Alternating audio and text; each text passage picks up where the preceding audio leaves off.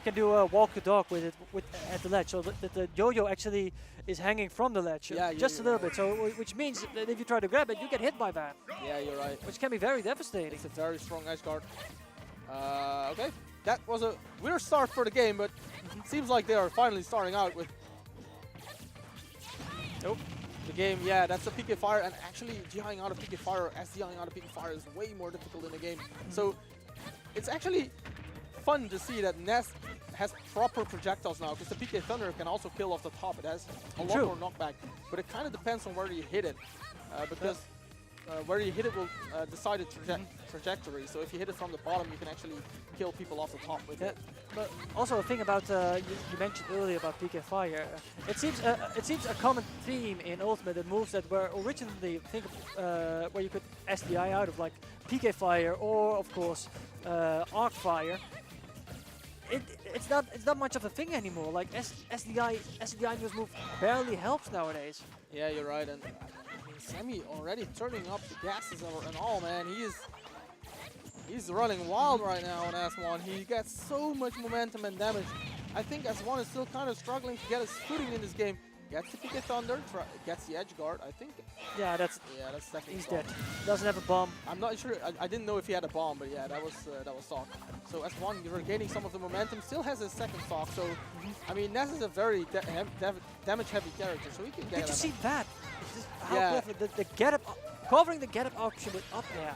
I mean, yeah, the drag down is real in this game, and it actually has multiple hits, so you can confirm that into different types of hitboxes. So what you will see oftentimes from Ness players these days is like a psi magnitude delay, and then turning that. Oh my god! Oh, that's very messy. Ah!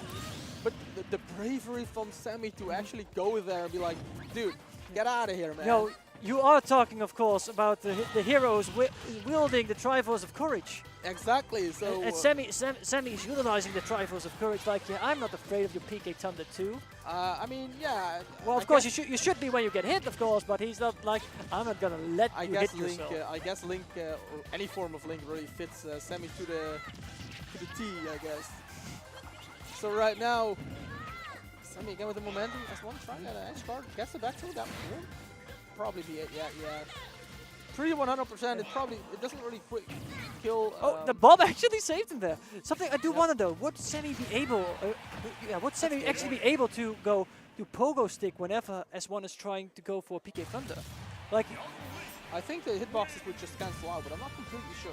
I do think he might be able to just pogo stick on the PK Thunder, which would be quite hilarious if he actually pulls that off in game. So for those people that actually have trouble against landing versus PK Thunder, because it's a very safe juggling tool, right? A lot of people actually struggle to land against it, but most hitboxes actually cancel out with the PK Thunder. So if you have struggles against this specific move, what you want to do is actually space a hitbox on the PK Thunder so that you cancel it out. Exactly, and this goes for quite some other projectors in the game as well. So, for example, if you have trouble with Simon or Richter's axe, you can actually just hit the axe yourself with a proper move, and the axe just loses its hitbox. Yep, you're right. Yeah. Same goes for boomerangs. S1 getting the PK Fire in the dash that confirmed. Doesn't want to go for a grab because Semi would be able to spot dodge. Tries to land. Semi again with the momentum right here. Has the center stage. S1 trying to regain that. Gets the neutral error out of shield. That neutral error for Ness, such a big range, such an important tool too. Ooh, that gets the back air, the Semi shielding. Such a weird theme though for this stage. I cannot get used to the fact that I heard Final Destination tunes on Battlefield and the other way around. And Semi just, S1 just as lead there. Very unfortunate. That's unfortunate. That's a shame, but Semi will take that, and S1 will have to power play that right now. What we see is that S1 gets the upper drag down into confirms, using the Psy Magnet right there. I'm not sure which projectiles from Toon or Younglink, I keep messing those two up, but which projectile he can actually absorb. I would imagine that he can absorb the bombs, because he can also absorb grenades and stuff from Snake. So I do wonder if he can absorb the arrows well. Like they have fire properties, but are they energy properties? Yeah, that's what or do they contain a physical hitbox? But I like what Semi is doing right here. He's actually using way less projectiles than he was doing against Trino, and he is relying way more on his close quarter combat, which you can see is he's quite well versed at as well. Yeah, this character has the option to do that. Like Yep. it has projectiles for mid-range, yeah, medium-range gameplay, but he can also just keep on hitting and hitting and hitting and hitting and hitting until his opponent breaks under this pressure. Yeah, right now I feel like S1 is trying to find his way in against young Link and trying to feel out what this character is exactly doing, but he doesn't quite have the grasp of it yet, and Semi is just putting on so much damage and pressure on S1 right here.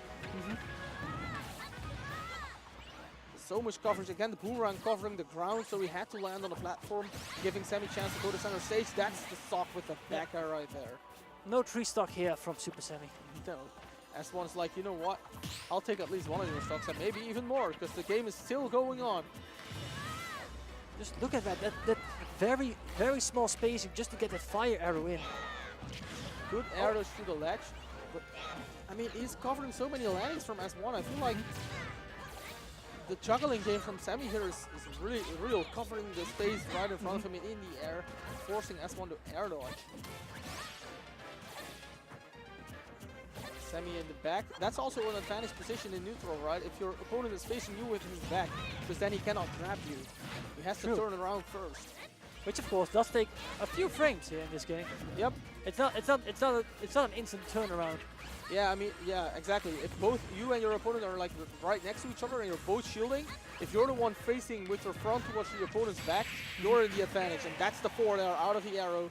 Gets to confirm a solid 2 stock from Supahsemmie right there. Yeah.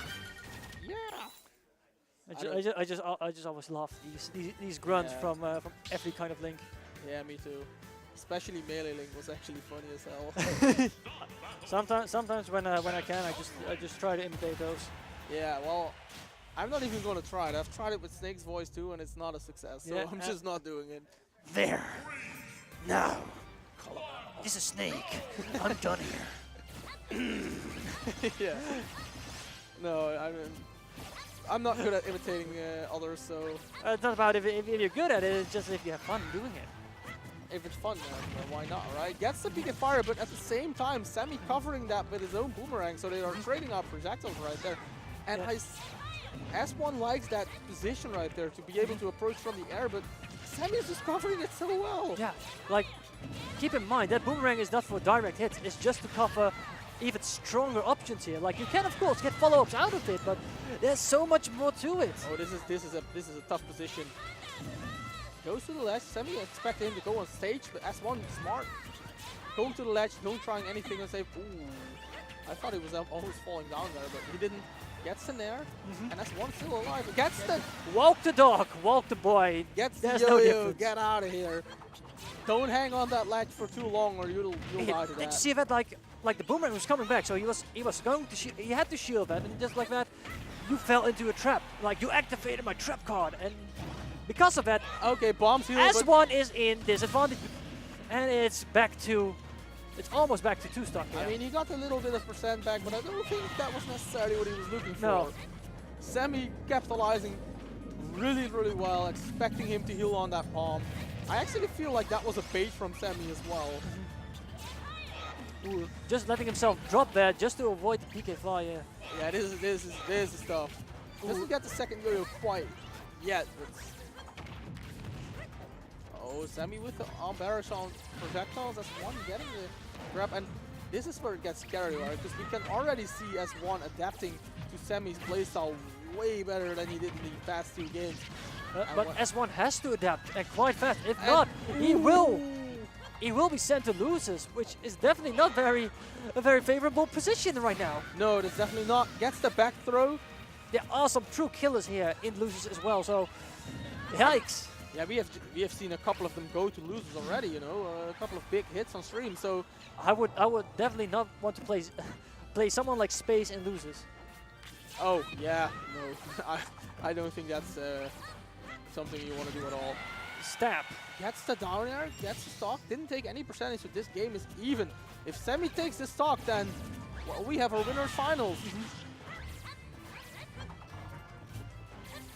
S1 trying to get his momentum going, but it's Semi that gets the punish. He'll get the rapid jab. Sammy's quite good with his forward air cancels as well. Just going for the first hit, allowing him to actually combo into many other hits. It's actually good to see that Ness's shorter PK Fire doesn't suck as much as it did in Smash 4. It had so much landing lag. Now he can use both angles. And S1 trying to get punished, but it's Sammy with the momentum on the last stock, and S1 trying to get a ledge guard. Gets Sammy with a neutral air. Wow, the down air. You can actually use that. The baseball bat in the face. Out of here! Home run contest. Lompos in the background telling S1 to quit it. Stop hitting other children with your home run bat. I mean, that was a very strong confirm out of the PK Fire. S1 definitely capitalizing on that. PK Fire in this game is so scary, man. You can get so much stuff out of it. In Smash 4, if you got like a forward smash out of it, your opponent just didn't SDI correctly. But in this game, it's actually a thing. It is a thing. Like I said before, these multi-hit moves, which normally had like I think it was called a re-hit rate. Yeah. It was normally a lot higher, but here in Smash Ultimate, it seems like they decreased that, and by a lot. Yeah. So we have a game 4, and I'm happy about that because I want to see as many games between these types of players as I possibly can. And I think the viewers want to do that too. They want to see these games. So, see the Psy Magnet is actually ridiculous. It's an offensive tool in this game. Now, I do like that. I do like seeing that S1 now has that as an option, because normally he was only able to, either just like what it was intended to do, absorb energy projectiles or just stall his momentum. But now he can actually just pull out his hitbox to push away opponents. I just like the principle of the fact that a move that's designed as a defensive move can actually be used offensively, just like the shine that Fox and Falco used to have in Melee, you know? I mean, a reflector being the best move in the game sounds funny, right? Still sounds weird. Yeah. But if you look at the things you can do with it, then hey, it makes total sense. Now it's S1.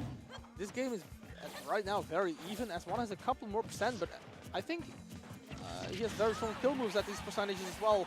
So Sammy with the boomerang again, covering the approach from S1 from the air, or while the lean back to ledge. Ooh, doesn't quite get the angle. Unfortunately, you know what I think is so strong about S1 too is whenever he gets these types of things, he never really lets it get to him. He's just very confident and very. Oh, did you see that? Supahsemmie actually holding on to his stock. His jump for so long that he could just recover from that low. Punishes the landing with his long grab. I like Sammy's punishes with grab. Gets the throw. I think that's stock. Yeah, that's definitely the stock right there. It's pretty even again. So S1 one string will bring the game back to even. But Sammy right now with the ledge guard opportunity, so he's the one in prime position to do some damage right there. Got hit by his own bomb. Wow, he covered the ledge grab right there, you know, with the boomerang. Like seeing these players with all these options I haven't considered yet, it's just amazing to see. Yep. Like, sometimes I'm just in awe, like, wait, that's a thing? And then suddenly they go even beyond that, and just like that, not allowing him to get back to the ledge. What was that edge guard, Sammy? It was a strong edge guard, and I didn't see it coming, just like I told you. Yeah, exactly. You know, the thing is, I feel like Ness's up B is actually easier to do for him in this game, though. So that's definitely something that Sammy was able to use to his advantage right there. Gets the nair on his own recovery. Is able to get back to stage right there. Equalizing the score. And he didn't even take any damage, so S1 didn't lose out on too much, although I think he would have rather take the stock first than last, you know. Does that move actually have a spike hitbox? No, it doesn't. It's kind of odd. Like back in, I believe in Melee, you could do down air and it would even come fire sometimes. But in this game, it doesn't have that. And just like that, the game is over. You know, can we just talk about the edge guard advantage that Supahsemmie was just able to get out of that last game? Such a strong